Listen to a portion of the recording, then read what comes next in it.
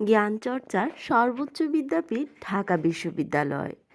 আর এই ঢাকা বিশ্ববিদ্যালয়ের দক্ষিণে রয়েছে শিখ ধর্মাবলম্বীদের প্রধান উপাসনালয় গুরুদুয়ারা নানক শাহী।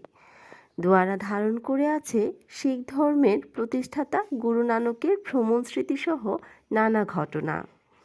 এই দোয়ারা প্রতিষ্ঠিত হয়েছে 1700 শতকের গোড়ার দিকে সম্রাট জাহাঙ্গীরের আমলে। গুরুদুয়ারার দরবারের মূল জায়গায় ধর্ম পালিত হয় নানা আচার অনুষ্ঠানের মধ্য দিয়ে। সাম্যের আলোয় আলোকিত এই শিখ ধর্মাবলম্বীরা বিশ্বাস করে ঈশ্বর এক, নিরাকার, সর্বত্রই বিরাজমান ও পরম দয়ালু। শিখ ধর্ম অসাম্প্রদায়িকতা, মানব সেবা, সহিষ্ণুতায় বিশ্বাসী।